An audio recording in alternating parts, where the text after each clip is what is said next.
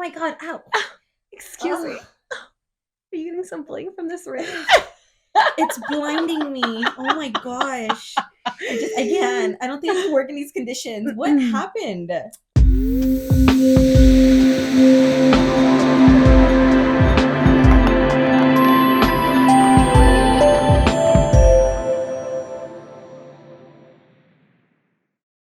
Hi, welcome back to the Hive. I'm Wendy. And I'm Ashlee, and we're live in the Hive. Well, tell us all about it. We're talking to an engaged woman. Her name is Mrs. Blackjack. It'll be Mrs. Vezlikova. I was close. Yeah, his last name is Vezlikov, and I guess in Russian culture you add an A to the last name of females. Okay. So instead of Vezlikov, I'll be Vezlikova. It's cool, right? That's a super cool little cool. I have my own personal, spin on the name, which is really cool. Along with his other 5 sisters or 6 sisters that are also Vezlikova. So yeah, it's really cool. And so we were, well, you guys were there. I feel like you guys should give your feedback of what you saw. Well, I can't. My voice is disembodied and providing my perspective, but you should tell your perspective. The Disembodied Paris. Well, I found out by accident.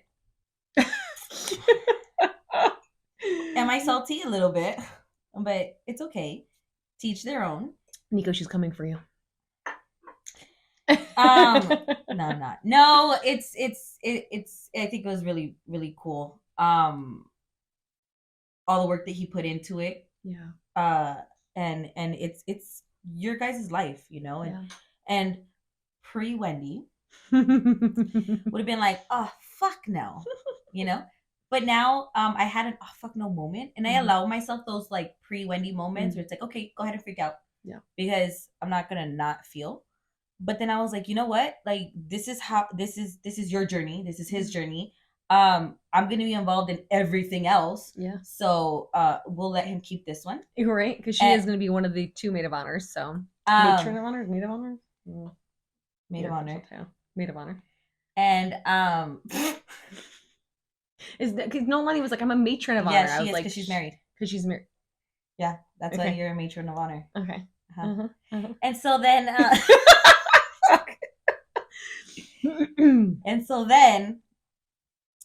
what happened? Oh yeah. So the whole day. So PLD. She graduated, which stands for Pacesetter Leadership Dynamics. It was her graduation. She graduated from this leadership program that she's been doing, and living in the house has given me a really close-up perspective to how crazy that has been for her. I mean, she showed up one day with in a Range Rover and a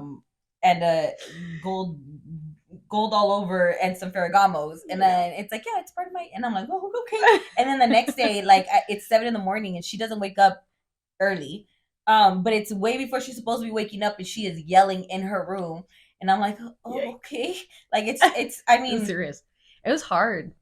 Well, I don't touch it on PLD because PLD is amazing. It's an amazing game. But you said it's an amazing game. If you can allow me, the way that you described it was, it is meant to make you uncomfortable. It's meant to push you. It's meant to push you, really. And I mean, no one can reach a good, I think no one can reach a no one can be a good leader without being pushed. You got to be pushed out of your comfort zone. You got to be pushed to do things that you might not.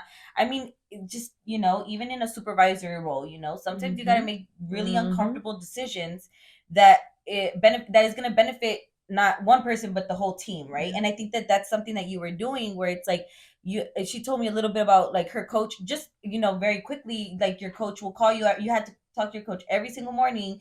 What are your goals? How are you going to reach them? What are your goals? Even that push every single morning for 90 days, through the holidays. I'm uncomfortable just thinking of someone asking me every first thing in the morning, all right, so what are your goals today? Okay, so how are you gonna reach them? I don't know, I just got up. Right. I don't know. Yeah. So I think it's a really awesome notion on anyone that wants to be a good leader needs to be pushed out of their comfort zone, and I feel like you were. Yeah. And so we celebrated you. Yes, I had a graduation. Well, an acknowledgement night. They call it act night. So we had an acknowledgement night. And we all got dressed up. We got all gowns. pretty. Oh, it was so good. It was so good. I've never gone gown shopping like that. It's the first time I've ever worn something so that was fun. Elegant. Mm-hmm. And again, like I said, I found out by accident, so I kind of already knew. Otherwise, I would have been like, you know. So they had this moment where you had to go around the room and you had to ask like, oh, who are you here for tonight, or whatever. And we went to our table, and who was it? I think it was Liberty, because we were supposed to start. Shout out to Liberty. We were supposed to start at me and end at Papa Tim. Mm-hmm. But then Liberty was like, no, we'll start with Tim and end with Niko. And I'm like, oh, it's on. Get your cameras. And so we're going. We get to Niko. You thought that was going to be the moment? Everybody's like, droop. And we're all waiting for him to, and he's like, yeah, I'm here to celebrate Ashlee and idea. Karen. And then he sat down. And we're like, okay, well, it's not That's yet. Hilarious. Yeah. That's hilarious. Yeah. I had no idea that moment happened. Yeah. I have the video. And then, but he was a true gentleman, waited to the end, waited for everyone to have their moment, you know, because it would have been, not the right time, because we hadn't even done awards or anything, I don't think. So he waited for everyone to have their moment, and literally, like, I feel like PSI ended, and it was like, okay, thank you guys all for coming, you know, enjoy yourselves for the rest of the night, dance or whatever. And then he was like, wait, hold on, one more thing. And so it was very well timed, very, very good. I was drunk as fuck. There it is. There it is. Be real. I'm just gonna, I'm just gonna be real. I was real drunk, and it was funny because I had a feeling that he was going to ask, because he had started like really pushing everyone to go. You know, it was like all of a sudden it was like I was finding out more and more people were going, and I was finding out that he had like put together a separate text and everything, and I was like, you're being real sneaky, you know what I mean? And he played it off. He was like, I just want to, you know, celebrate you. And to be fair, like PLD's, it was one of the hardest things I've ever done. It was also one of the most rewarding things I've ever done. To be like real talk, me and Niko almost broke up, and this is something that I talked to my live a little bit about at one point. This game pushed us to a point where like we were almost done, and this man did an absolute 180 from who he was and how he was showing up for me. Did you know this, Paris? Did I tell you this? It was bad. Like I was leaving, and he fucking turned it around, and it was right before Basic in December, and he turned it around, and you know, I mean, put a ring on my finger within 2 months, you know, and it was really like, he did the work, and I'm not going to downplay the role that I played in it, because it was hard for me to even talk about, you know, leaving somebody I had been with for so long. The game pushed us to that point. Like I don't think I would have ever pressed, you know. And it's just when you have somebody asking you, just like you said in the morning, every morning, you know, what are your goals? How are you going to accomplish them? And it's like, I'm moving at that pace, and I'm having to function at that rate. And that person that's, you know, that you're with is not in an alignment with that. That's hard. And there were other people on the team that they struggled in their relationships, and other people where it saved their relationships. And, you know, so it was beautiful that he did it that day. Correct. Because of the fact that I believe that it saved our relationship, and that he shifted into a completely different man. And it was so fitting. And so something that through this whole process, something that I thought about, and I was talking to someone about it just the other day too, because we were talking about I was thinking about how different Niko is now. Well, I think it was always there. I think it was always there, but because he, you know, he did the work. He's been doing some work on himself, and it's how do I say this? For those of us peasants that will not understand caucusing, I would love to dumb it down, because the way that you say it is very I don't know, like spiritual, very intellectual. It's the same thing, right? But for those of us down here in this level, not down here in this level, but like, you know, to make it a little bit clearer for those that may not be on your spiritual level. The idea is that yes, Niko is an amazing guy. He's Mm. always been an amazing guy. You're an amazing person, and you're working on being more amazing, right? There comes a point in any relationship, I think, where it's like it's a make or break moment. um I would like to think, and here's my perspective on it. You did not push him, you did not force him, you were growing apart. Yeah. Because you were going this way and he was going this way. So you guys started here and then he started going this way, or you started going this way and he continued going here, which if that's your if that's your journey, perfectly okay. Yeah. However, for your goals in life, and then as women, what we do, and I want to commend you on this, because as women, what we do is we will accommodate ourselves to fit whatever box the man is in. A lot of men do that too. Sure. I know a few men that do. Okay, that have done great. that.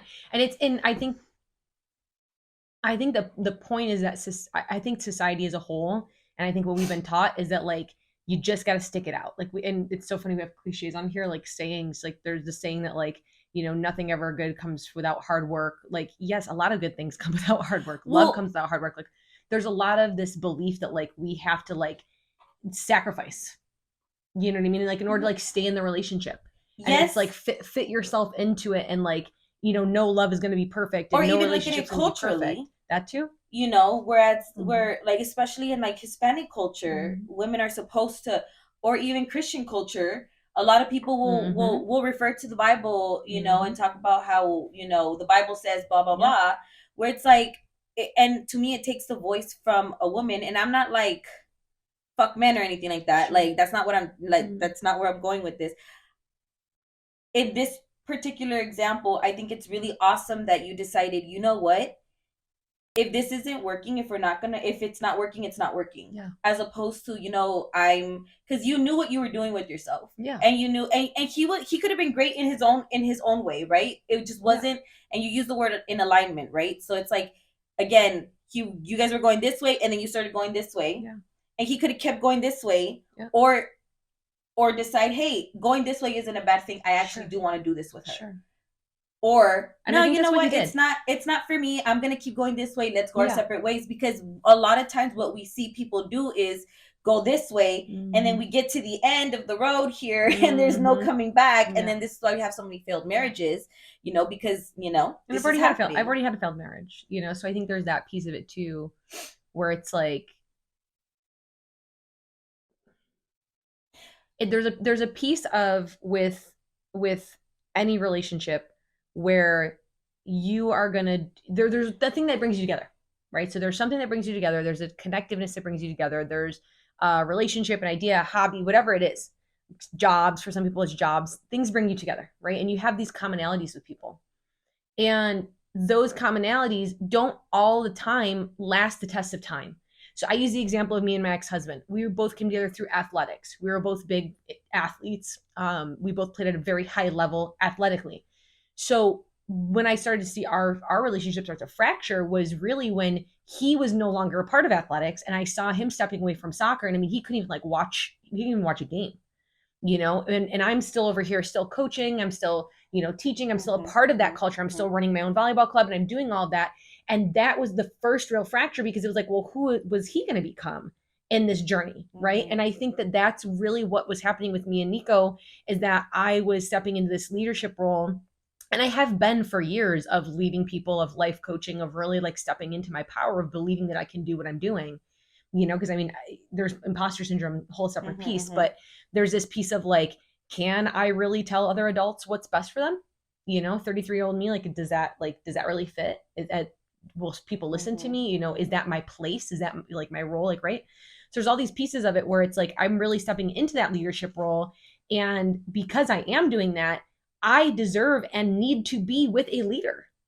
If somebody is not leading alongside me, self-led, first and foremost, leader of their self, and then second of all, leading by example to the people around them, then they're not meant for me. That's that misalignment. That we're like, it's fracturing. It's going in a different direction. And that's not to say that anyone is less than. It's not to say that it's not to say that you're here and he's there, or even I think the part that I was trying to get to is that And I see it again. The whole idea of this podcast was to kind of just share different perspectives and different cultures. And so, for example, in my culture, to hear this story, some might say, "Oh, well, she's too headstrong. Yeah, she's too demanding. Yeah, she's too, and poor Niko, and poor this, and poor, and I'm sure you'll get a lot of it, even in Italian culture too. It's not really cool. And the idea that you didn't force him to do anything. He made his own decision, and he chose you. He chose to. Yeah, he did. He chose you. Yeah. And I think that's fucking beautiful. And I think the deeper piece is that he chose himself, because that's all I was asking him to do, was to put himself above everything else, above all the other relationships, above the going out, above the different forms of thought that he was having, or the different relationships that he had fostered that were leading him down a certain path. That was like, when you're going to choose you and be in your power, then I'm going to walk alongside you in my power. Right. And I'm glad that you brought up that cultural piece, because, I think in general, society as a whole likes to tell women that they are a certain thing. You're a bitch. You're too bossy. Like, these terms are not used with men. And that is something that I am still like pulling apart as a leader, is like, when is what I'm saying too much, or when am I being too much, or when is like so when is it, it's fucked up. It's really fucked up that I have to think about that. And like, no offense, but Paris could walk into the room and not have to think about that because he's a man, and it's like, and not saying that you don't think about it. However, society as a whole isn't going to question you, I don't think that, we teach you to question yourself as a male, right? Male perspective. Now, I think it's obviously different being an African-American male, separate point. However, just being man, versus a woman, it's like holding people's ears more, So with all of that, anyway, we went the long route to say congratulations on your engagement. Paris, do you have anything to say? Paris, finish us off. That was an amazing night. I think I would say it was probably one of the best nights of your life. It was. I just award after award after award. I think, what do you want with like 4 awards? You like a fucking Grammy nominated. She looked like Billie Eilish. Yeah, I left some of them. I fucking left some of them. No. Dad got them, but still, I was. You left them all. Me and Dad had to go back and get your stuff. Yeah, you're wiggly, and that's cool. Again, best night of your life, and then you got proposed. I was like, this girl's a rock star right now. You're a straight shooting star, and it was so cool to watch. Then I got spit on by accident with hot coffee. It's not about me right now. So there's. You did that? No, not me. No, I did. My gray suit is. No. He got spit on like 3 times that night. It was as far as specifically the topic of your engagement, it was dope, and I think I took for myself the best photo I've ever taken in my life. He said that. He said, "Yeah." She said, "Yeah." It's such a good photo. And that still image. The one where you screamed? Yeah. I have that one on video. I can't believe it. It's just the perfectly still image of you two together. Awesome. It's perfect. It is perfect. It's not. There's no movement. You're right. I mean, it really is perfect. It's one of the best photos I've ever taken. It's like that might start my photography career. Like that picture alone is like, I can do this. That's amazing, and you can. And I mean, and so shout out. I mean, Paris was there and took all the footage was amazing, dude. That you took. It wouldn't have been the same without you. And like, I really do think back to like, if I didn't play the game of PLD, like none of this would have happened. Like, honestly, you probably wouldn't have been at basic as soon as you were. I probably wouldn't have asked you. I would have been pressed to even ask you. You know what I mean? Like, those goals, like, it's just so wild to think back and think about like the whole reason that I even asked you to come to basic was because I was playing PLD, and that led to you two being there that night, and so many other people being there that night and being able to celebrate that. And that's just rad. Like, it's such a ripple. And then on top of that, PLD leading to Niko stepping into his power and him actually asking. I mean, there's just like, had I never said yes to that game, none of that would have happened. And it's yes to yourself. Absolutely. That's a good point to end on. That's a good one. Spin it. We got a spinner. We've also got timing. Part of Paris being here now is that we're going to time so that we can stay on track and cover more topics. So we have filled up the spinner, and let's see what happens. We left some on from last time too that we didn't get to. And cliches. Cliches. Paris, this is your topic, so I'm going to let you're going to start us off with some cliches, bro. Yeah. It's ones I have the history, I think, are the funniest cliches, right? It's raining cats and dogs. That- Have you heard this It's before? I Yes. have, yeah. It's Right, you know the raining history cats and of this? dogs. No, Tell I us. mean, apparently this is Renaissance period that people would make their house out of shacks and hay and stuff, and the dogs and cats would go into the warmer spaces because we'd occupy them, the heat would rise, and they would hang out in the roofs. So when it would That's rain, awesome. they'd slip out and fall out of the houses, and therefore you got Raining cats and dogs. I always thought Wild. it meant that it was raining really, really hard. Well, yes, that's what it means. Yeah. But like where the saying comes from, the origin story of it is that it actually be raining cats and dogs. I guess that's what a cliche is. Yeah, right. No, is it technically? I mean, not all cliches like. I mean, some of them do. Some of them do. I'm trying to think of one right now. Does it or does? Good cliche. There was a few that like I was like, where does this come from? Well, I guess first way into origins. The graveyard shift is my other favorite one. What is it? The graveyard, working the graveyard shift. The graveyard shift. Right. Yeah. The nighttime shift. At least though. So what would happen is like they would assume people had died until it was a disease or it was some kind of fatiguing, but they would bury people and they would attach a bell to their fingers because they wouldn't be completely dead. So and that's why they would stake to see if people. Yeah. So you have to work at night and you can hear the bell ring.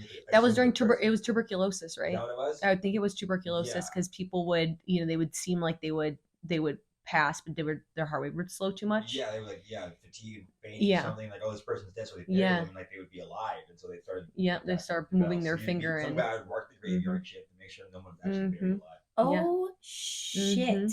Yeah, wild. And, dude, I know some other ones. Shit, now I got to think about that.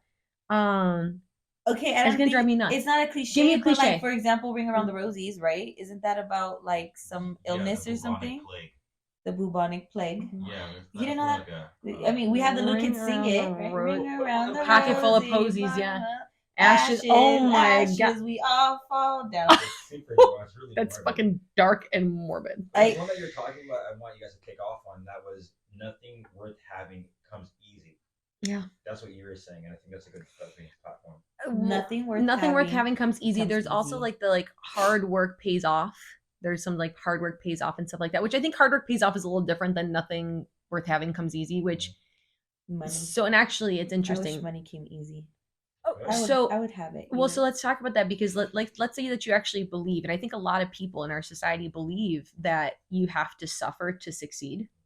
That like nothing comes, what's another one? Nothing comes without hard work. There's so many around working hard. And like we have really drilled into people that like you have to like do everything to come out on top. And it's like you really don't. Like falling in love, and I always use this example with my clients. Falling in love is not hard. Nothing about falling in love is hard. It's super easy. What did you think about when you fell in love? Was it hard? Did you think to yourself, man, I worked so hard for this person?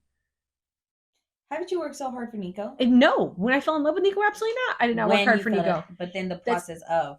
But that's a separate piece, right? I think though, like if you think about gaining something amazing, gaining somebody that you fall in love with, just gaining that relationship, it's not hard to get. Mm-hmm. It's super fucking easy. That doesn't require hard work. And there's so many other like things in life that are easy. Having a baby is the process of having and creating the baby isn't hard for a lot of people. Like a lot of these natural blessings in life that we have aren't hard to create. They aren't like, they don't require anything. They require us just to be. And so I think that idea of like, we have to suffer, like you have to suffer in order to gain. Mm-hmm. It's like the gym. You have to suffer in order to gain. You know how many people go to the gym, work out so much, and it has it's like a hormonal imbalance, or there's some other reason why losing weight's not easy for them. Mm-hmm, mm-hmm. Has nothing to do with them actually going to the gym and like running a million fucking miles. So I think with that cliche, that's a cliche used for control. I think there's a lot of cliches in our society that are used to control people. And it's the point of the cliche being easy. It flows easily, and it's it's a short and quick statement that's used to keep people into a certain frame of mind. Interesting. And that those are the most fucked up cliches. It's like the fun ones, like raining cats and dogs and stuff like that. Like those are fun, but the ones that like center around either work or challenges, faith. There's a few of them around religion. And again, I can't think of them right now. But we love to use them to like keep people in their place. And it's like, You know what I mean? Like that it's fucked up that that's what we use them for. And I think that I think that suffering mind blown. It's a very interesting perspective. I see that. I mean, if we were to look at to take the B reference, like our society is not hierarchical in the sense of like matriarchy and patriarchy, but there is a status quo that's trying to be maintained from the proletariat class or the lower class and the middle class and the upper classes. And the way I've seen it through infographics, right, is you have a set of individuals, like the 6 organizations that rule all of the media, control the narrative, so that we all are into taking on responsibilities that may not make sense. Yeah. Like withholding financial literacy in schools. Like, why are we not learning about taxes? We all have to pay them, but no one talks about them unless you do your own research. It's kind of strange to instill the type of people that are going to guarantee you your income stream as a capitalist, so that we don't think outside the box. The cliches that we. Well, the whole school system is built around factory workers. The factories actually created the school system. Ford, General Motors, was actually one of the first. I'm probably gonna butcher this. Please, my teacher friends, don't come for me. Sometime around that time, I think it was the Ford company actually brought people together to create a system which would help them better prepare their assembly line workers. And that is literally the same process that we use now for schooling. It has never been changed. There's that piece. The military piece of it. So another cliche: speak softly but carry a big stick. It's not used a lot anymore, but that was one used by Theodore Roosevelt, or I think Teddy Roosevelt during World War I, which was like the whole armistice race and like building as many weapons as you fucking could. And it's like, again, that whole concept, speak softly but carry a big stick, is like throughout our culture. It's like stay in your place, but like have words and education and money behind you, so that you don't flaunt it, but also be powerful. Like there's just like this whole like this suggestive way of living, this suggestive way of being that we love to do, in our society, that we love to promote in our society, that's exhausting. And I mean, I think, like I said, just with the factory worker piece, I wanted to, with cliches, are cliches meant to be funny? Like, what defines a cliche? Can you look up the definition of a cliche? Like, what makes a cliche? Every language has one, right? Yeah, with any Spanish cliches. Rosie and Norbert are so great with that. They always are giving me the Cuban ways. They told me one over New Year's. Man, I can't think of it though. It was like something about something sweet and salty, and then it was. God, I'm gonna butcher it. I'm not even gonna say it. I need to find that one out. I'll leave it in the comments or something, maybe. I like when you say translating. It's great. A phrase or opinion that is overused and betrays a lack of original thought is what dictionary.com says. And betrays a lack of original thought. So saying it just to fucking say it. Like something, I think, one in the bush. Kill 2 birds with 1 stone. Yeah, 2 in the hand. 2 in the hand is worth 1 in the bush. Yeah. This makes sense. And what is 12 in one hand, half a dozen in the other, or 6 in one hand, half a dozen in the other. Don't put the cart before the horse. Right. Your face is perplexed. Like and she's like, "What the fuck is going on?" So wait, give us do you have a Spanish one? Give me a Spanish one. I always think of like sana colita de Havana, but that's not a cliche. It's just like make kids stop crying. I don't know any Mexican ones. None. Claro como la agua. I've heard that before. Clear like the water. Clear like the water. Yeah, but that's a metaphor, isn't it? Yeah. Technically. Can you look one up? Spanish Mexican cliches. Yes. You have to translate real time. All right. Because. Have you heard this before? Like, don't put the cart before the horse. I come from a very Mexican household. So don't put the cart before the horse is like, obviously the horse pulls the cart, right? A horse would pull a cart. So you don't put the cart before the horse. So it's like some things you don't jump to, right? It's like you want to do this before that. So that's the saying, which is, I mean, a pretty explanatory saying. I'm trying to think of some other ones. This one says, caminando y meando, para no hacer charco, which I've never heard before. She's like the actual. Meando is a pretty intense one today. I was like, what are you walking and peeing so you don't make a puddle? Yes. Walking and peeing so you don't make a puddle. And so so stop talking so much and just start doing all the things you say you'll do. Ah. What does that have to do with is? Like you're gonna Chocolate. cover more. There's another one. Put your money where your mouth is. Oh, You know that one. yeah, that one I do. So that's another one, right? Put your money where your mouth is. That is such a toxic statement. It is, because if you think about it, it's like it's one of those things where it's like if like you can't speak about it unless you can be about it, right? It's like walk the walk or talk the talk. That to me feels like there's this like right like what's the word I'm looking for? It's like a requirement. You know what I mean? It's like if you're gonna talk about it, then you need to be able to like blah blah blah. And it's like, what about kids dreaming? What about kids wanting to find something, be something, do something? You know, and I think that as adults, obviously, like put your money where your mouth is makes sense. But also, why is it put your money where your mouth is? Like bet on it. You're basically saying, would you bet on it? Would you put money down on it? And it's like, why is that the connection? Why does money have to be the connection there? You know? So anyway, next spin. Next spin. Thanks for that one, Paris. That was a good one. Cliches. Oh, yeah, that's very interesting. Cliches. I sent it to you in a group chat. So yeah, Mexican one. Thank you. I'm gonna start using it with my kids. Tell them to keep walking while you peeing, pee, so they don't make a puddle. So good. So good. All right, here we go. Where are we at? Oh, superstitions. I mean, yeah. Yeah, I'd say superstitions. Ooh. Again, Christian household. We don't believe in superstitions. Mm-hmm. Mm-mm. But we do have Mexican ones. That's such a. That's what I'm saying. I'm like, we don't believe in superstitions. Okay, you believe in superstitions that have to do with Jesus. Correct. So there's still superstitions. What superstition that has to do with Jesus? Using his name in yeah, so many things. Like you can't say, "Oh, Jesus." Again, there's levels to it. Some people can't say like, "Gosh, damn." Yeah, I can't say. Well, I think that that's just depending on how religious you are. Because I never got in trouble for any of it. I mean, I can't steal. I couldn't listen to bad music. Because if you do, you're gonna go to hell. That's that's superstitious in general. I can see that. Right? It's like I can tell you Hispanic ones like. Well, can we define superstition, please?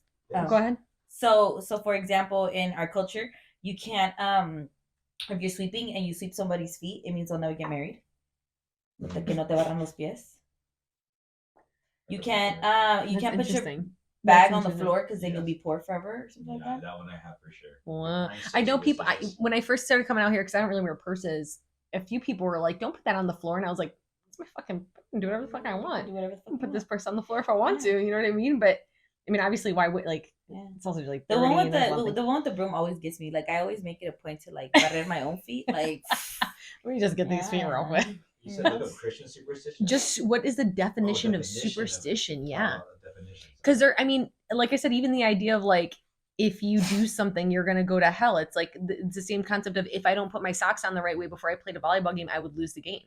It's the same concept. I have to put my socks on the right way, or I won't was that something win the that game. You did? It was funny because somebody was like, and actually there's a lot of psychological research to show that when you have a process before you do something that's important like that it's actually good for you in terms of compartmentalizing for your mind, and to get you focused like for visualizations. That's a separate point. So technically with like athletes, with athletics, a lot of athletes do it, and it's a good practice for prepping them for game time.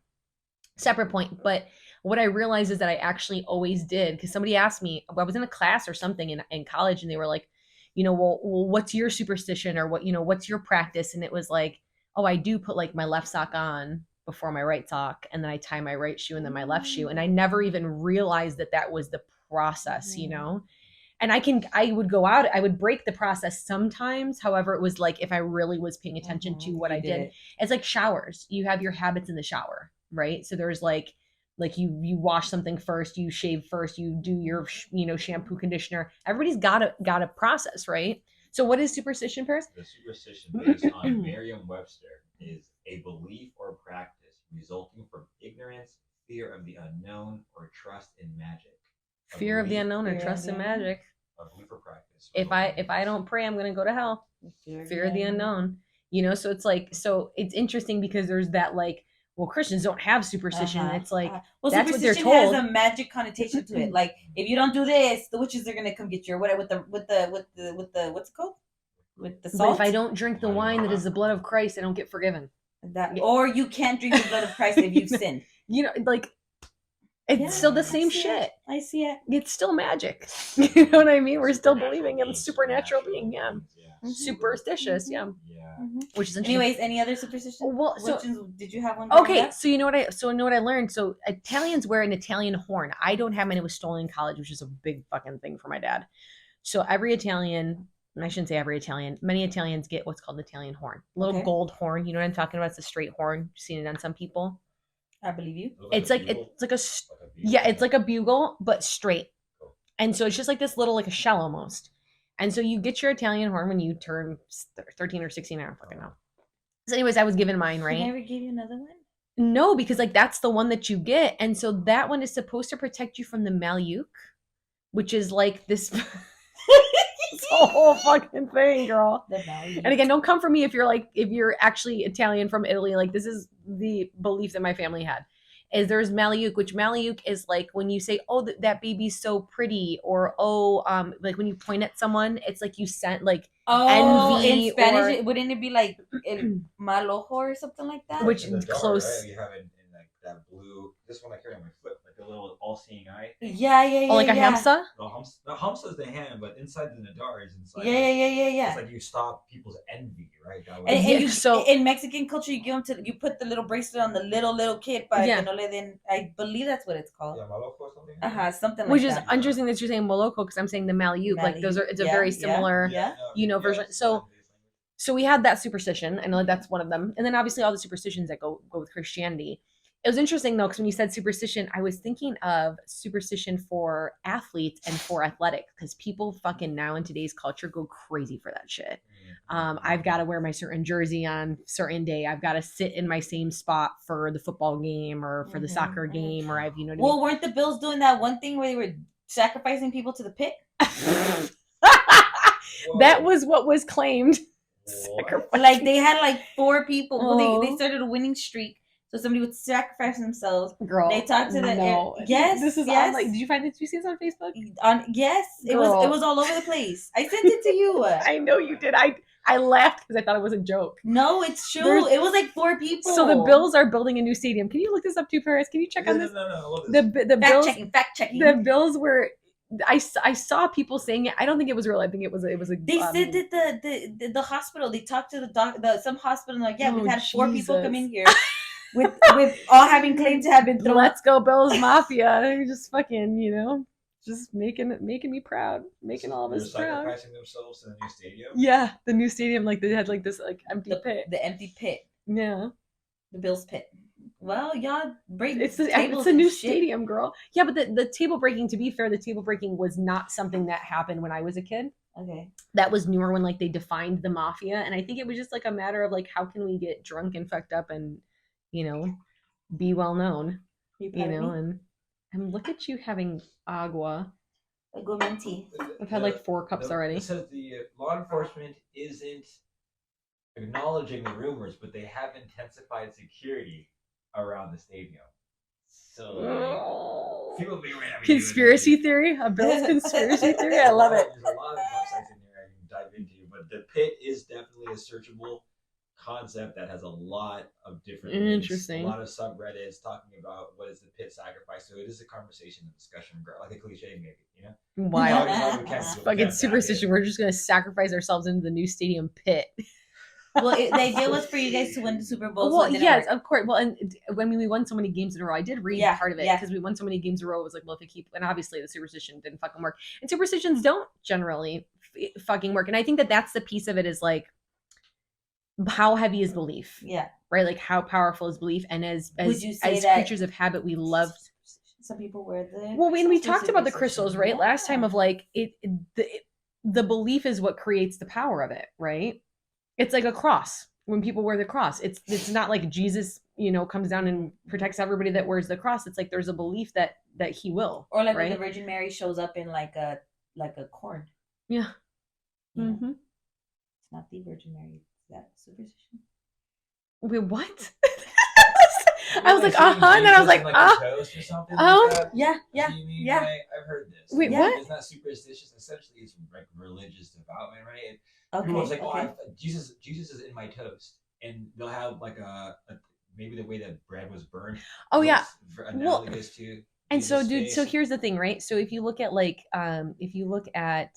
don't know if it's called if it would technically be divination, which we look at like tea markings, which is a really old school druid pagan way of figuring out somebody's future. And like you have tea, and then at the end of your tea, you look at it and you look at the tea. It's like a crystal ball. I mean, it's all the same shit. Harry Potter and the Grimm. The Grimm, yeah, right. You got the Grimm. So shout out to Harry Potter. Shout out to Harry. And Hermione and Ron. And what's that fucking teacher's name that has the Grimm? Trelawney. You would fucking know. So good. This is why I love you. Well, superstitions. Anyways, with the whole piece of superstitions to end that, I think that what we've learned today is that everybody's got superstitions. And before we move on, actually, what's one superstition that you have had in the past? That you have had or followed in the past, non-religious. I don't split poles. You don't split poles. I don't split poles with somebody. So if you're holding hands with someone, you will not. You will walk around with 100%. them. Isn't there a saying to it that like if you split the pole, there's like a way to like make up for it? Bread and butter. Bread and butter What? is that? You say bread and butter. That is what You just have to say, dude. If I can't Bread and change butter. the direction of the person, I say it to myself, like bread and That's butter. hilarious. When I've stopped, like my friends know that I do it, and they'll fuck with me and be like, "Can I just walk normal?" That's The black cat hilarious. went across my street yesterday. I was driving home. The black cat ran across. I'm like, I'm not get this little kitty power. No. I have the best friend I have had in a long time, honestly. So like, there's that. But that's my There it And is. so, There it so is. can we actually talk about the black cats really quick before we move on? And actually, I want to know what your superstition is, and I want to finish with black cats. Go. No soccer superstitions or like rams or religious superstition. I mean, all your religious superstitions, but any other ones? Or was it like no, because of Jesus? No, I just never really believed in it. I just think that, for example, like when someone, well, actually, I won't. Okay, I don't know. I go out of my way to like. I'm not gonna break a mirror in the room or anything, but like I'll open an umbrella indoors or like go under a ladder. Damn, she's like testing that shit out. Testing that shit. She's like, fuck it. Black cat throwing. I break the mirror under. Dude. No, I break it up like that. I don't do it on purpose, but like if I see it, I'm not gonna go out of my way to. I can't. I'm not gonna getting soaked so that I don't take the umbrella. No, I have an umbrella indoors. I do. Like or like. No, you made it sound like you're just like testing the devil. You're like fuck him. No. I don't know. I mean, I don't go under ladders because of safety reasons, not because that's a good point. Not because I think it's bad luck. That's a good point. I'm trying to think. I'm trying to think. So there's ones that I do just by habit. I think at this point, like I pace when I talk on the phone. Like if I get on the phone, usually like I'll walk around. It just makes me feel comfortable. Unless I'm with a client. Like if I'm talking to you guys and we're like talking for a while, like I will literally pace around my room and I won't step on the cracks. Like I will step. Like see, I step on cracks, and it's not that I won't step on a crack. Like it's not that like if I'm walking outside, I'm like trying not to step on. Like I'm like actively not going to step on the crack. If I'm paying attention though, I won't step on the cracks. And I also, if I spill salt, I will throw it over my shoulder. I don't know where that comes from. I do. You send it, right? So I want to talk about black cats real quick before we go on. Super short interlude of why black cats. So I mean the Christianity and when the Crusades came through was really what made black cats a bad thing. Pagan women who lived alone, who were often looked at as heretics, would have cats around their house to fight off the mice, which was actually like a functional piece of like creating your own food, storing your own food in your house, whatever. Like you had cats around to fight off the mice, which we now know is actually still super relevant. A lot of farmers still do it. Disneyland has a whole army of cats that they let out at night. So the reason that they were demonized and made into be bad was because do they really? They're like, release the cats. Go do your job. There's no rats at Disneyland. Yes, of course. But you'll see a bunch of cats. Yeah. So one of them is called Stickers. Anyways, continue. We need to go to Disney with her. We were gonna do a live from Disney. We need to do a live from Disney. Anyways, so with the black cats, the church actually started claiming that black cats were witches' cats. That if you had a cat that it was a witch's cat, and so they would actually release dogs to hunt the cats. Which is, if you look at why dogs and cats still don't get along, it's because they were bred to literally kill cats for the church. Oh. It's fucked up, and also the truth. I love kitties. The truth of it. Damn, on that note. Yeah. Anyway, sorry, dark. On Did that you note, say we're gonna spin that shit? I was a positive topic of discussion, not murder. Lunar New Year. Lunar New Year. Wait, so what is this? What is the saying? Gong hei fat choi. Gung hei fat choi? Yeah, I wish you prosperity. Gong hei fat choi. I wish you prosperity. Oh, Don't come for us if we said that wrong. It's on Paris. Come for Paris at Eyes of Finesse. Just kidding. So, Address here, just talk to me online. We're gonna put his mailing address right here. You guys can send him hate the letters. year of the dragon. it is year. So what are your years? What's your year? 1991. I don't know what your year. You Man, gotta know. I think I I'm a don't- goat. Oh, you don't know yours? I got you. Oh, or a fun. lizard. A lizard? Do they have a lizard? No, just dragon. That'd be dragon. Like a big fire-breathing lizard is a dragon. The dragon's a big ass lizard. Mhm. If I were to support you, Mhm. like shun you from the Yeah. Chinese zodiac. 91. Also, how many Chinese can What we are you? learn some things? I'm a horse. A horse. It's fitting. What you said? 1991. 91. 91. Shaka, this is a confusing cyclical graphic. That's not making a lot of sense. Give me a second. What is yours? Are you Year of the Dragon? No, I am 1990, and I am. You're the year of horse. Yeah, we're the horses, baby. Let's go. 90, oh, you're a sheep. I'm a sheep. Ah, A bleh, sheep. bleh. A sheep. Can you tell us some things about the sheep since she doesn't know? I just have the sheep as a graphic, but I can look into the sheep. Give me a second. Can we look into what is the sheep? What defines the sheep? I know with the horse, I was looking. We're stubborn. We are very we're very independent. We are very free, though. We express ourselves. We explore. Not easily tamed. Strong forehead and horns represent strength and fortitude. People born in the year of the sheep are often likable and socially gracious, although somewhat reserved. And then it says more about you. Famous people with your also birthday are Bill Gates. Oh, You're the sheep. Love compatibility are best with the rabbit, the horse, and the pig. And the worst matches are the tiger, rooster, and the ox. Lucky numbers are 3, 4, and 9, and colors are green, red, and purple. Career choices: scientist, musician, actor, dancer, florist, painter, programmer, creative, philosopher, doctor, nurse, teacher, researcher. all of the hairstylist, possible.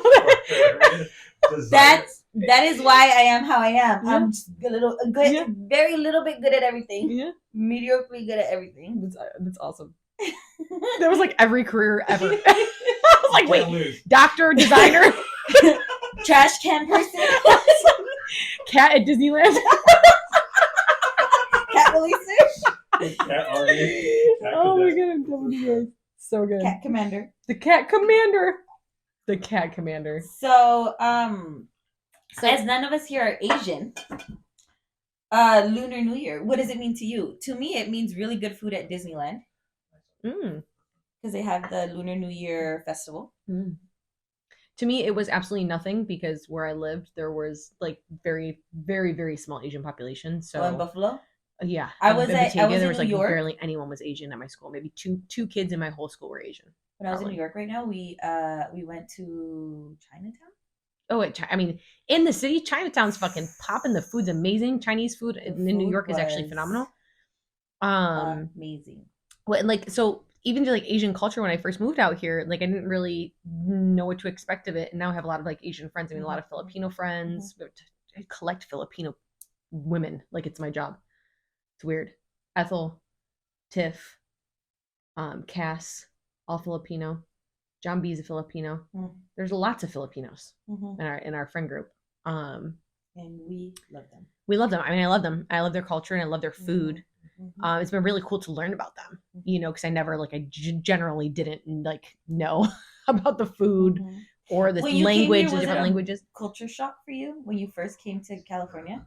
Yeah, I think more so with the Mexican culture because it was everywhere. Like it was like tacos on every street corner and like, you know, like Spanish everywhere. I've been to Batavia. Yeah, no, I had never heard someone speak Spanish until college. That's a true story. Like actually speak the language that was fluent, that was like first language, or they That's learn it at wild. home.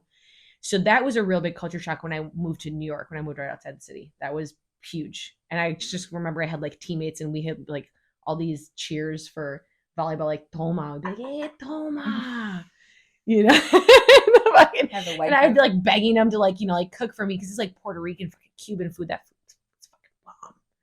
So it was, that's where like a Spanish culture. But with Asian culture, it was definitely a culture shock. I don't think it was as big of a culture shock, because I still don't feel like I have like fully, like, and actually I shouldn't even say that. We moved to Koreatown when I came here, and I was like, where the fuck is going on? Like, there's like Korean spas, med spas, and fucking karaoke everywhere. I still get culture shock when I'm like around, like in like Chinatown. I don't think I spent enough time down there. It's a cool thing. Like, in general, I love different cultures. I can say I just found a sake that I like, which I know that's not Chinese, but still, it's fucking finally found a sake that I like, which is awesome. So it's like, and like sushi, I had never had sushi until college. So there's like Paris are sake buddies. Yeah, you are. I love you. Like a little sake teeny, Little fucking sake teeny, little sake teeny. So yeah, so for Lunar New Year, literally meant nothing for me for a very long time. Paris. I like this story of the Lunar New Year and how the animals came to be. What? No, tell me everything. I found it. I'm trying to read as quick as possible, not taking too much time here.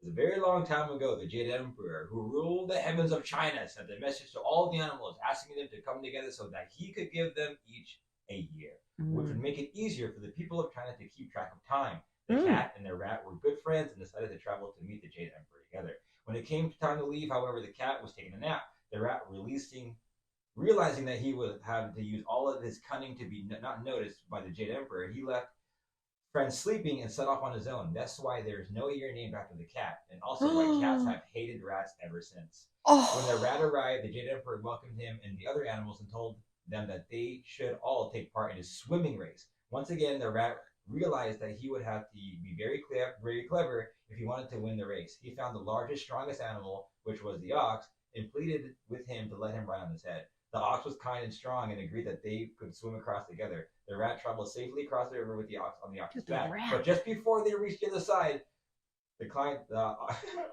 climbed over the ox's head, jumping on the land, and reached the finish line first. The rat has proved its cunning, and Jade Emperor named the first year after the rat, and second after the ox. Wow. What a rat. So who the fuck are rats in society? Like, give me some rat people, dude. Like, what who the year? fuck are those? Tell us who I the bet you Trump's a rat. are. I bet you Trump's a rat for sure. Bet. Stop. Bet that. I'm just saying. I bet you that he's a rat. Let's see the year. Let's see what it's trying to do. Or who else? Like, who else? Like, you know what I mean? It's like jumps over other people to do what they want. You know what I mean? Like, ambitious. Ambitious is the word I'm looking for. Ambitious. I was about to say politician. Epstein. Epstein. Yeah, so 1948, 60, 72, 1984, 1996, 2008, 2020. Dude, what famous people are rats though? All right. 2020? Of course 2020 was a rat. Yep. Fucker. It's one of you rats out there. I'm sorry. I'm judging hard. Famous rats. Famous rat people. Oh. Famous rat people. Personalities with 1 year of the rat. That was Cameron Diaz. Oh. Gwyneth Paltrow. Yeah, I could see her being a rat. Katy Perry. Pope Francis. Prince Charles of Wales. Yeah, I can see Charles being a rat. William Shakespeare. Scarlett Johansson and Eminem. Eminem? Could see Eminem being right. He's ambitious. Ben Affleck. Ben Affleck. There was a lot. Interesting. Keep going. Interesting. Charles Darwin. Anne Frank. Wow. Huh. There you go. Interesting. Well, Lunar New Year. Yeah, we're done. Hey, fat story, everybody. And on that note,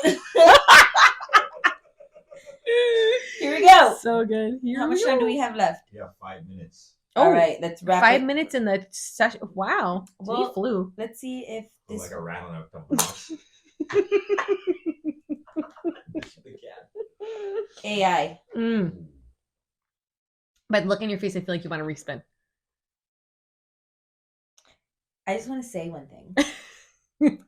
AI. I just got into AI. I have a job. You know what? Maybe we should respin. Okay, I want to say something real quick about AI. I promise I'll be quick. So I always have this joke that like when people are like, oh, I was just on Instagram and they're like, I just said something and like look at my Instagram post is now Instagram feed now is mentioning this thing, or like, like, and I always say your AI is doing its job. Like I think people don't understand, and because AI technically is like certain programming, right? We've had it in our phones for a long time. It's been being used in our phones for a long time. And I think that I think that we can really use it for fun, and I don't think there's any reason to be afraid. All right, well, here it is. That's all I'm gonna say.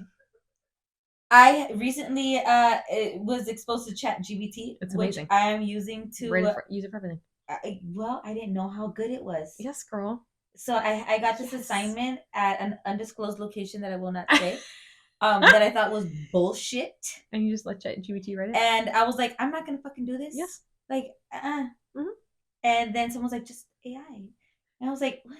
Do you know that's like fucking up schooling for writing? ChatGPT literally asked it what I needed, and I'm like, I can do all of it. I mean, it's a long term. It's a long term assignment. Every week it's a different. And now I'm like, I can do just all of it in 3 hours, and not even in like 30 minutes. There's no way for you to figure out if it's plagiarized. So like a lot of teachers are finding issues with it that are English teachers. I'm gonna go back teachers. to school and get you like can literally lawyers. It'll write everything. Get my law degree. Yeah, right now the money is in the detection services. So being able to see where it came from, there is commonalities between the language and the style. You can also train your AI to be like a certain person, the way you prompt. So prompting is huge right now, and detection services that it needs to know is crazy. Right? Well, so this is the piece of in going a little bit deeper into like Neuralink with Elon Musk when he first started talking about that. And if you've ever watched like Altered Carbon, is a really good show on Netflix that like talks about like downloading consciousness and how one would download a consciousness. Like how do you download your consciousness and like put it into another body, right? Or a body that's not dying or whatever. And that there would technically, you could actually take all of the data from one of our phones, especially our generation, take the data that has been collected on us since we've been using technology our whole lives, and that it would make decisions that we would make. That's why it can actually suggest for us things on our phone. It's not necessarily that it's listening to us. It actually would suggest based on our past behaviors. It analyzes the behavior and can actually simulate the choices that we make. So when you look at your phone and something pops up on Spotify, or a song pops up on Spotify, or something a product pops up on an Amazon commercial, and it's like, oh fuck, how'd they know I was just looking for this? It's not necessarily that it was listening to you. It's that it actually is mimicking your choices based on the conversation you're having, based on all the data that it's collecting on you in that moment. Your location, how you traveled. Did you travel? Did you leave your house? Did you go outside today? Did you eat today? What did you order today? It's taking all that data and saying, okay, I mean, as a female, it's like, okay, well, she ordered sweets and she's staying in, and she just, downloaded something on Netflix. She must be going through a breakup. Let me give her, bombard her with all these things on, you know what I mean? The coolest thing, you'll trip out, and I'll get out of here. I thought I'd talk about this episode. No, it was great. You should. Reed, I believe it's her. Who? Riley Reid, the porn star. The porn star? Yeah, she created an AI of herself, made that AI an OnlyFans, and the AI is now able to interact with all of her fans at the same time. She's pocketing $1 million a minute or something crazy like that. Stupid. Yeah. Stupid amounts. Speaking of OnlyFans. Well, somebody has an OnlyFans of me. Well, we talked about this. There's an OnlyFans of me that's out there, and somebody has got to be deep faking my face, dude. Like, there's hundreds of videos. Yes. And I refuse. Do it. If you're willing to pay, I'd love to find out what it has. I refuse to pay this person because they're fucking making money off of me. What? Yeah, it's a Shocker Tees OnlyFans. You guys want to go and fucking have fun with that? Let me know in the comments what's there. I promise you it's not me. Well, I mean, I really do want to find out what's in it. I just don't want to pay for it. And I reached out to OnlyFans like, hey, this is a spam account. It's not me. And there's nothing. There's no way to take it down. Yeah. So really quick, to close up, let's give your Super Bowl predictions. It was a thing in them, but we're not gonna get into it. I think that Taylor Swift is gonna win at the Usher concert. Anybody else? I'm just Kansas City Chiefs. I'm sending it for that because my buddy's Kansas City Chiefs fan. Shout out to Ryan. I'm gonna say this real quick. Statistically speaking, It's gonna kill you to say it. 2 teams have only ever won back-to-back once, and I believe twice. Can you quote me on that, Paris? How many times 2 teams have won back-to-back Super Bowls? It's like twice, I think. I looked it up before. I think the Patriots were one of them, and then somebody else back in the day. Statistically speaking, it does not happen often. I don't believe in all the conspiracy about Taylor Swift and the refs, and I don't believe about all that. I think statistically speaking, it's going to be San Fran. And I think that they're actually going to completely whoop them. I think they're going to blow them out of the water. Only 7 teams have ever won. 7 teams. God, I was way off with 2. No, have ever 8 times in NFL history. That 2 teams have won back to back. The Dolphins, the Steelers, 49ers. So based off of that, the Cowboys, 8 times in history. How many fucking Super Bowls have we had? Like fucking 54 right now. 54. Oh, that's not a bad stat actually. That's actually it could happen. Yeah. We might be due for one. We might be due for one. I still think San Fran's going to win. I don't think because in my heart of hearts, fuck Kansas City. You are not speaking to statistically. You're speaking with your heart. You don't want. I hope that San Fran wins it. Shout out to Jeff Salmon. I hope that San Fran wins it. Also, my friend James. We got a few San Fran fans that are friends. I am not a Rams fan, so all you Rams fans that are hating just because San Fran's gonna win, fuck you guys. Well, San Fran's not gonna win, so fuck you. Fuck you guys. We'll see. We'll see. Right. You know, I think that no one wants Mahomes to win again because you guys are haters. What do you mean we're haters? Why can't you just be happy for the guy? He's fucking awesome. You guys hated on Brady. Now you're hating on Mahomes. He's gonna be awesome for a long time. That doesn't mean I want to see him win every year. I want to see somebody else fucking win. And I like Brock Purdy. I like Brock Purdy. And I do like because if it were the Bills, you would want them to win all the time. That's my team. Of course I would. See? That's how it goes. I root for talent. You root for talent. Yes, girl. There was more MVP candidates on San Fran. No. I'm talking about Mahomes. Like, he's listen to what I'm saying. Really good. Listen to what I'm saying. But what did they do? 2 MVP candidates were on San Fran this year. They're a better team. Talent-wise, they are a better team.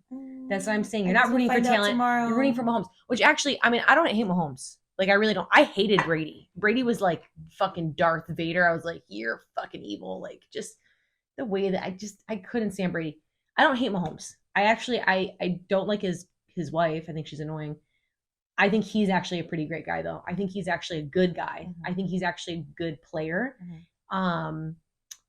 I don't want to see anyone win a lot over and over and over and over and over again. Like, mix it up. You know what I mean? That's why I didn't like Brady, because he kept winning over and over and over again. So anyway. Well, on that note, thank you so much for being here again. No, I'm just kidding. That's not how that goes. Thank you so much for being here and me being here again. Thank you for having me, Wendy. Thank you for having me, Paris. Thank you so much for having me. We hope you come back next time. If San Fran wins, I'll be back. If Mahomes wins, I'm done with the podcast. Fuck this podcast. Well, thank you again to all of us here. We got through so many things. We did. This was a really successful podcast. Yeah.